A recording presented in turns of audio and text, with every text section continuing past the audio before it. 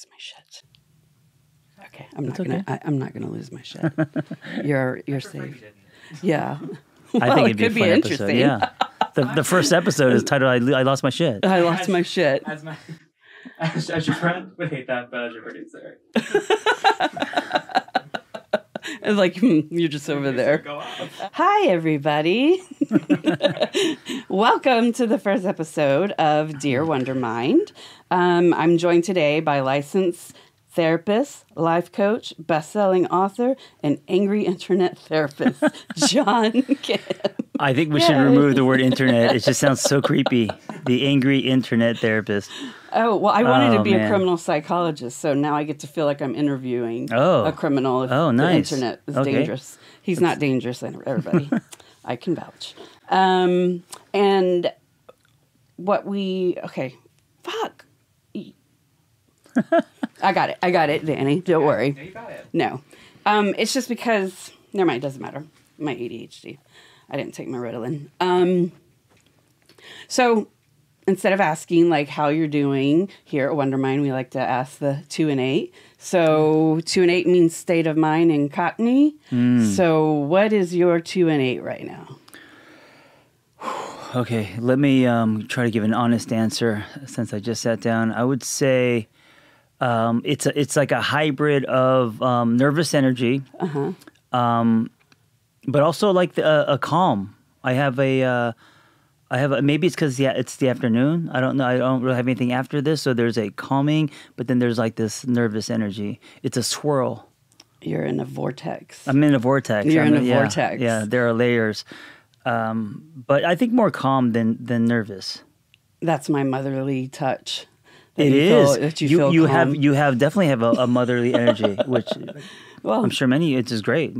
Many feel it. I was kidding, but thank you for saying that. We do the profound pondering where we kind of start off the conversation. Yes. We read something that we either get from the staff or we get from Instagram under there. So we asked everybody, what does stigma feel like to them? And this one came from our beautiful staff here at Dear Wondermind. Stigma feels like something that strips you of context. So how did that hit you?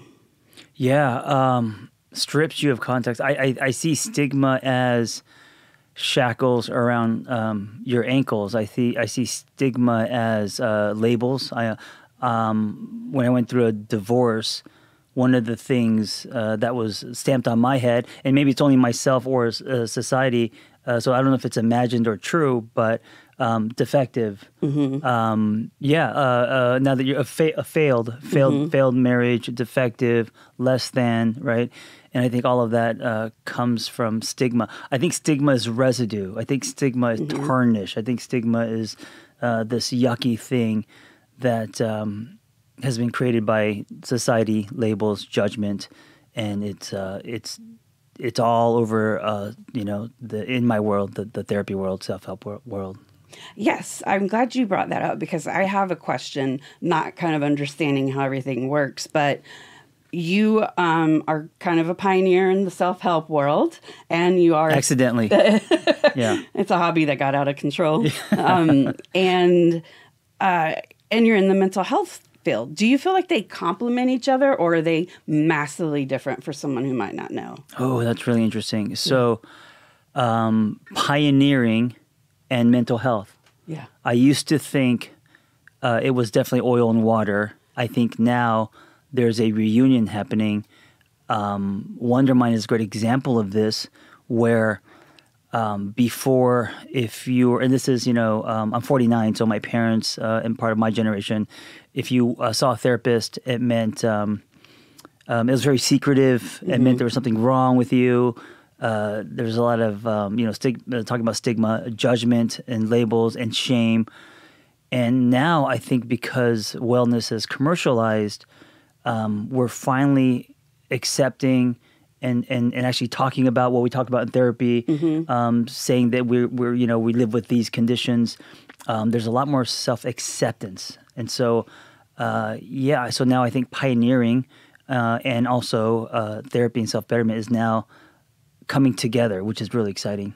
Yeah. And in what ways do you kind of see it coming together? So my story as a therapist, I went to therapy school, I got my degree, did my hours, and my dream was to just have an office like this and see people and, wear the wrinkle-free pants and the shirt and tie. And when I started doing that, I felt like Clark Kent pushing a mail cart. I felt very dishonest. I didn't like it. It felt gross. And so I said, you know what, I'm going to call myself a coach, and I'm going to start working in a way that was more honest to me. So the sleeves came off. I got on my motorcycle, and I created a community, through the internet. And then I started meeting my clients at the park. We started going on walks together. I brought them to the CrossFit box, and I thought, if we're going to talk about life, let's do life while we're talking. Oh, I love that. Yeah, and that gave me a cape. That made me feel like now I'm working in a way that didn't feel like work. And so by listening to that, and there was a lot of pushback and controversy because as a therapist, you're not supposed to present yourself in that way. And you're definitely not supposed to meet your clients, outside having coffee and walking around the lake. So I went more casual over clinical. And this was 12 years ago where it was like, what are you doing? And then now I think it's kind of the new. And I guess if you want to call me a pioneer, I did it on accident because I was just trying to, at 35, finally stand on my promise to be honest with myself because I've had a lot of shitty jobs. And so it was just during my rebirth where I was sick and tired of punching the clock, And so accidentally, I guess I could say, I pioneered to a certain extent. But now I think it's kind of normal. Now I think we're more interested in who you are more than the letters after your name. Yeah, that's very true. I do see it kind of coming around full circle. I think there's a little bit of work to do, but with the people like you making these changes and intersecting two very helpful things. I have ADHD, so self-help books do not speak to me. Right. Because I'm like, well, why can't I do that? Yeah. So they don't really, I read them and. What about audio? You don't listen to stuff? I love audio. So that's how you take in information, audio. Yeah. Right. But no, I'm just saying like the self-help tricks and like the tricks and tips of whatever self-help thing, the listicles. They don't really apply to my brain. So, but I read them and I can pass on that advice for somebody if it ever comes around. But I love that. I love what you're doing. And I love that you did it 12 years ago. Yes. and that, because that would have considered to be fraternizing, right? Did I say that right? Fraternization? Maybe. What does fraternization mean? Well, if it is a word, yes. My definition, I gave it. Nice, I love it. We're pioneering as we speak. We are pioneering. Yeah. We got 2 and 8 fraternization. I'm a C student, went to Cal State Northridge, but I love that you're inventing words. That's great. So fraternization means what? It's like I know like pharmaceutical cells. They can't go out with doctors after hours. Right. But that's more of like a work thing, a work relationship. So. I see. So like almost like a dual relationship. Yeah. Yes. Yeah, but I like that you're incorporating people's bodies while you're working on their mind. That's really. And there's nothing wrong with talk therapy. There's nothing wrong with the couch. I think both are needed. I was obsessed with the experience, and I think it was because where I was at that point in my life, going through my own rebirth, no friends, broke, starting over, and kind of rediscovering myself, my body, movement, meditation, motorcycles, like all that stuff. And so I think because that's where I was at, I wanted to work that way. Yeah, no, I think it's really incredible. I do have a question on what you just said, though. Where'd your friends go? Or did you just didn't have friends when you got married? I was, in my past life, I was a screenwriter and grew up in LA. And I thought, you know what? We don't need friends. We just need to get successful. And so I put on blinders, made no effort to make friends. And I was just in coffee shops, 10, 12 hours a day writing screenplays, trying to sell the $1 million screenplay, because if I did that, then it would mean that I was successful. And then I hit unpause on life. And so I spent a lot of my 20s just grinding, chasing, the shine.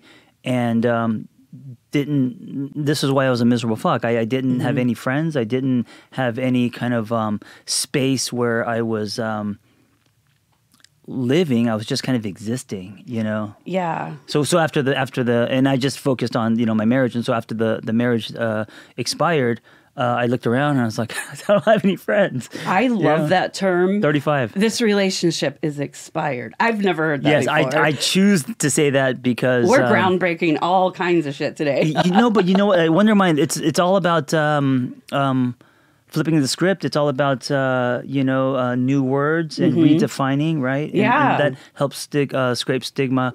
I think relationships are meant to expire. You know, and I. Because I'm comparing it like milk, I think many people have a problem with that. I'm not minimizing the relationship, but this idea of the one forever that has been like programmed into us, keeps us trapped in relationships that are bad and toxic, and also puts like this internal ticking clock on you. It's horrible. So, if the relationship doesn't work, I stamp it as expired, not as like this horrible, devastating breakup or divorce that, you know. Yeah. You have this book, which we'll talk about. Yes. But you also have another one, Single on Purpose. Yes. Do you feel like, and I've always wanted to ask a therapist this, that whenever you're in a relationship, you catch yourself either diagnosing the situation? Is it more difficult for you guys to have relationships with people that aren't therapists? No, I think it's, you know, just because I'm human, it's easier for me to help someone with their relationship than to hold up the mirror and look at myself. It's a lot of do as I say, not as I do. Well, you were raised in LA then, if that's your motto. Oh yeah, absolutely. LA. You might want to take that out. No, let's keep it in. I saw a lot of clients, actually mostly women in their 30s, who woke up and realized they kind of negotiated everything, and they were swiping that made them feel like shit, and they were rushing to like get married and find the one.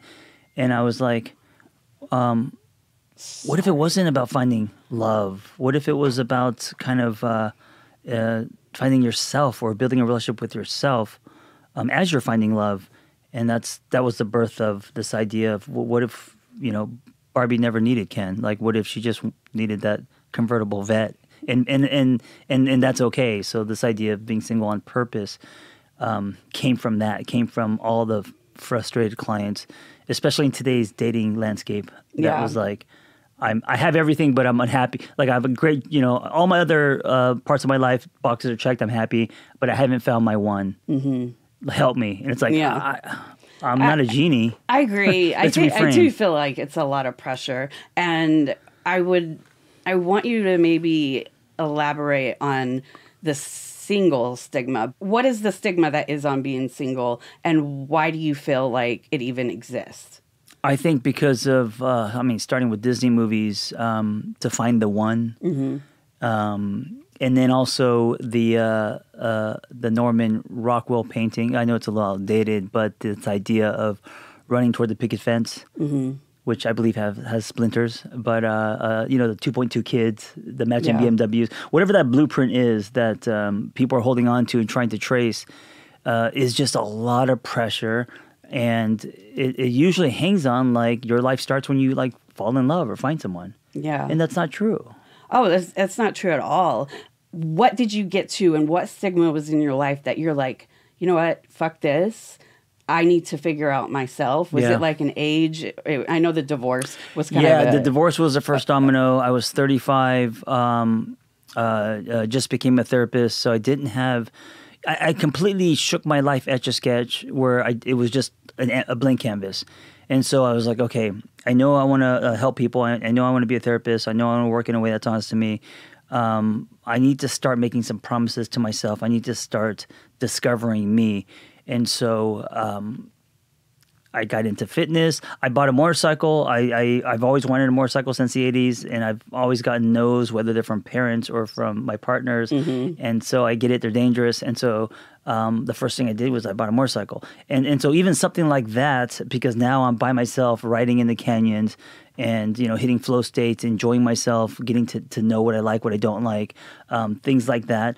I gave myself a donut on Fridays. You know, and your Fuck It Fridays. My Fuck It Fridays. It wasn't a box of donuts because now that's, you know, numbing and running. But it, you know, it was one or two. So allowing myself to have treats. I spent a lot of time by myself in diners with headphones, blogging, typing, journaling. I feel like Keanu Reeves does a lot of this. We always see photos of him like eating a sandwich on the park bench and you know, in the movie theater. Keanu Reeves, that kind of came out of nowhere. Yeah, it did. I grew up in LA. No, but I say that because I was doing that, and in the media, I think they kind of like make fun of him.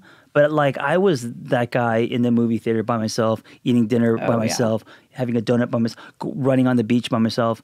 And it was in those moments where I was forced to spend time with me and the uncomfortableness of that. Yeah, I love going places by myself. Yeah, that's great. Yeah, I love it. And it's just because I feel like sometimes I'm a little off kilter of what not necessarily my friend group or my husband. It's just like sometimes you need to go and be by yourself and do things. So we'll be alone in theaters together. Meet me there and we'll sit separately. I love it. As a cis straight male of color, how does stigma present itself? How did it present itself in your journey? Oh man. This is a really interesting time, and I wish I was younger. I shouldn't say that, but you know, I grew up in the 80s where Asians were made fun of. We were the only Asian family in a very kind of Caucasian world. So I was embarrassed to be Asian. I was embarrassed of the food that we ate. All the girls liked the guys with blonde hair and blue eyes, and so I've always felt like an outsider in media. The Asians weren't cool. You know, there was like in the 80s, Long Duck Dong. I was about to say right? Long Duck Dong. There was no Brad Pitt that was Asian. But actually today, I actually believe things are opening up. And there's a lot of, there's stand-up comedians. There's a lot of stuff now where you open up a magazine or turn on a show and there's like an Asian person. And he's not a nerd, right? It's not Jerry Lewis taping his eyes back. It's just like a real Asian person that's funny or sexy or whatever. And so, so I think it's an exciting time, and I think it's there's a lot changing. Yeah, there is. I'm kind of curious, like working in mental health. There's a stigma. There's, you know, as much as we want to feel like we've all grown, which we have, you know, as a society, I still think there's a lot of work to be done. But how did stigma ever affect you when you were like going to school to be a therapist or to work in mental health? Like, well, just being Asian, we're or at least my parents. I shouldn't say we as in everyone, but I was kind of pushed to be like a lawyer, doctor, or you know what I'm talking about? Yeah. So it was like, what is a therapist? Is that like a poor man's doctor? What are you doing? And then on top of that, when I was, you know, online doing stuff, my parents had no idea what I was doing. So I think the stigma there is, if you're a therapist, it's like, is it a real job? It's kind of hacky. In the Asian world, I think not so much anymore, but before I was also the only male and also a male of color. Or there was maybe 5 or 6 of us, and it was predominantly women in Caucasian, my grad school. So, oh really? Yeah. And so, talking about grad school, did you experience a lot of masculine toxicity? No, grad school was it was a private school, and it was the first time I got straight A's because I think because I paid for it myself, and been mostly a C student. But I really enjoyed it because in grad school you're studying what you actually there's no like, you know, geometry and things that you don't. You're just studying what you love, and so it was all psychology, and I loved it. So why angry? Why is that the emotion you chose? I was angry in my 20s because I wasn't happy, and then after my divorce when I started a blog. I just thought it was funny. I thought it was funny that a therapist was angry. And then subconsciously, I think I called myself the angry therapist because there was something emerging in me that was bigger than me. And it was this message that I need to humanize myself.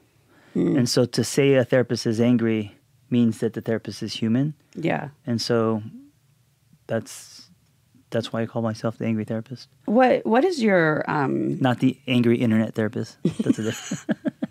Say all the chat rooms, kids. He'll be creeping. Yeah. What? Fuck me. Sorry. No, that's okay. No, I'm taking my Ritalin after this. I apologize. It's really my Ritalin, but we'll keep going. I wonder. Let me ask you this: do you, in the episode, want that out, or do you feel comfortable leaving that in? That you didn't take your Ritalin? Oh, I can leave it in. I think it makes it interesting. I think it's showing how different I can be without it, and because I need it to help focus, and my brain's going so fast. Yeah. I can't catch up. My mouth can't catch up. I think you announcing that you didn't take it on a podcast is very courageous, and also saying that you're human. Yeah. And also like, oh yeah, I just forgot. It's not that big of a deal. Yeah. You know? So the only reason why it's a big deal is because I'm like floating away as I'm asking you questions, and I'm on another question. I'm like, no, go back. Damn it. I'll lose my shit. Okay, I'm not gonna lose my shit. You're safe. Yeah. Well, I think it'd be a fun episode. Yeah. The first episode is titled "I Lost My Shit." I lost my shit. As your friend would hate that, but as your producer. It's like, you're just over there.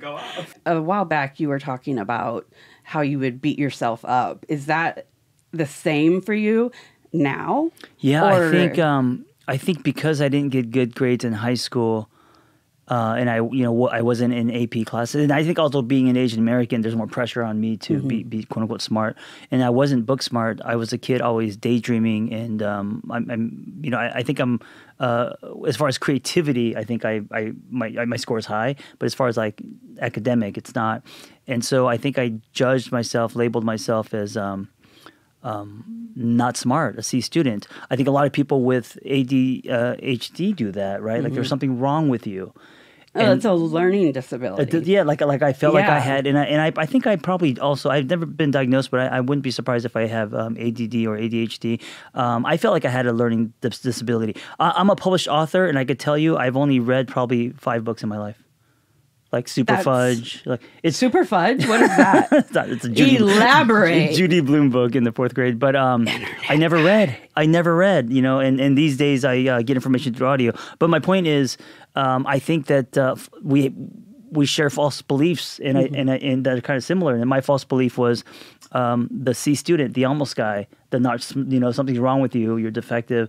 And so I wonder if I minimize any kind of success because I'm pulling from that false belief of that. Oh, I believe that. Yeah, I believe that because I was always told how stupid I was when I was like growing up, and so all I do is read and try to learn. So it definitely affected me. Right. Something that was kind of thrown in my face. It did affect how I grew into. You said something really interesting. You said safety. Yeah, which I was like, oh, that's interesting. So you minimize accomplishments because it makes you feel safe. Yeah, if I always feel like I still have a lot to do, I won't feel like my life is over. So if you didn't have a checklist of things to do every day, if you were not busy, what would happen? Would you just collapse? I would. I mean, I don't know what. I think so because I do collapse on the weekends because I'm going. Yeah. And so then I'm just all of a sudden on like a Saturday or Sunday, I'm just like a potato, just like sitting there, and I can't eat, I can't drink water, I can't do anything. And so I'm catching up because I spit so much out to try to accomplish in a week. Well, also the tracks were like young because you were a mother at, what was it, 15, 16? I got pregnant at 15 and had her at 16. So at 16, I mean, I'm 49 and I'm like, how do people do this, parents? and so at 16, you were, I mean, a child. So let me put my needs aside. I now have a child, and of course it's 24/7. Mm-hmm. So that's been the runway. And maybe now that your child is an adult, maybe now it's into work and building an empire and all the other creative stuff you're doing. It is. It's like, at what point as a parent do you detach some of your identity of what you've built in as a homemaker? And no matter, I'm not talking about man or a woman. It's like a homemaker in general. Yeah. First of all, they have the hardest fucking job on the planet. Yeah, absolutely. Hands down to absolutely. them. Parents, teachers, nurses. Yeah. Teachers, bless their heart. Yes. Like, they're heroes. Wait, so how did you transition from the identity of, mom, homemaker, all that stuff at a young age to now entrepreneur, and everything else you're doing now? I've never been able to... Podcast host? Internet podcast. Yeah, internet. Yeah.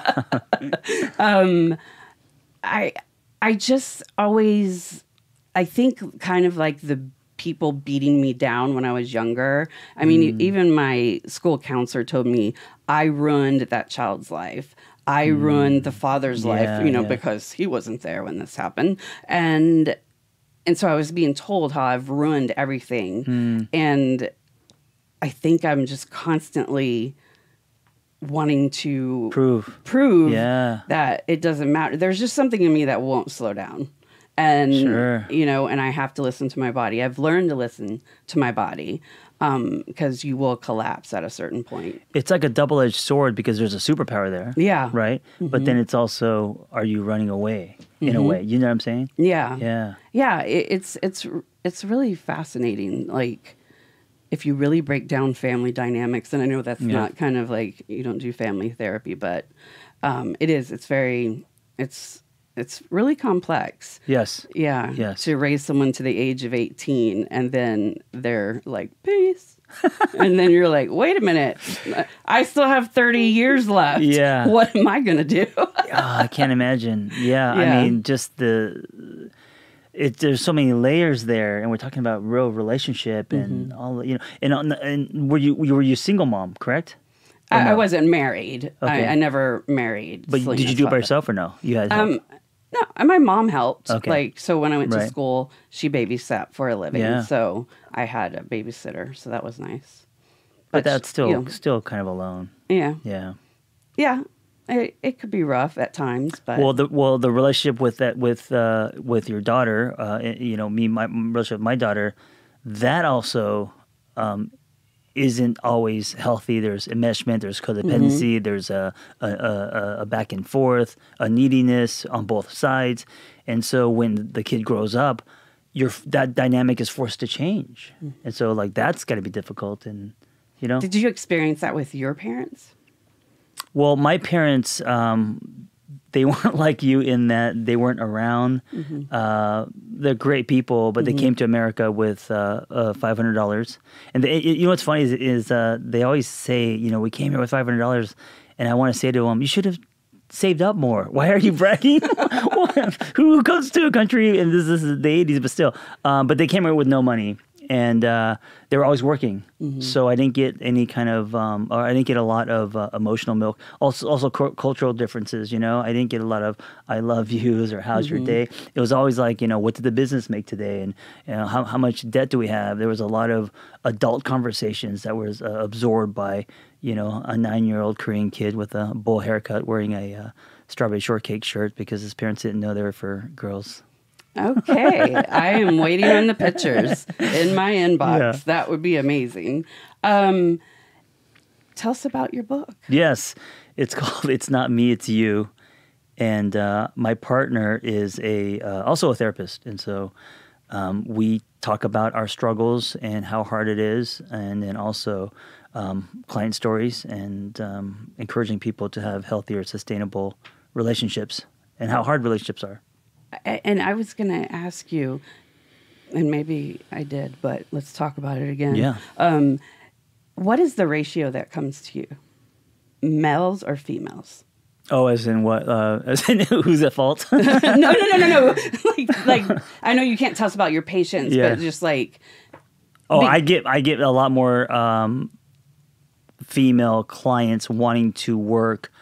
I think it's changing, but I don't think, and this is a generalization, men don't go unless they have to. Yeah. Or they're about to lose something. Yeah. And obviously we know where that kind of comes from, you know. Yeah, locker rooms. Yeah. And all, but you know, it is changing. I think more now today, especially with these conversations with toxic masculinity and all that. Men are dropping into their bodies and expressing themselves more, open to therapy, couples counseling, and all that. I think more so than ever, you know. Oh yeah. But I still think it's lopsided. Yeah, I feel like men get lost in this space.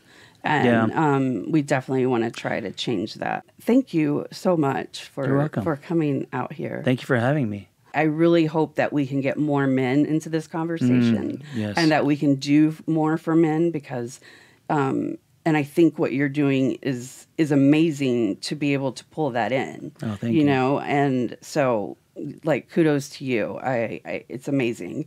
But I'm going to ask you the question we ask everybody. When's the last time you did something for the first time? Oh, man. Great question. I first of all, I have nothing sexy to give you that that is like, oh, wow, I got to go do that.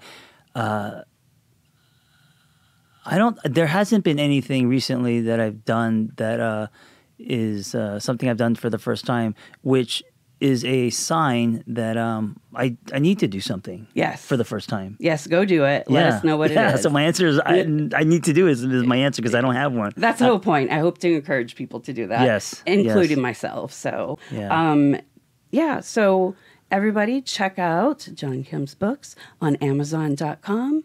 And that's all I know what to say there. And just remember, great minds wonder mind when they have their Ritalin.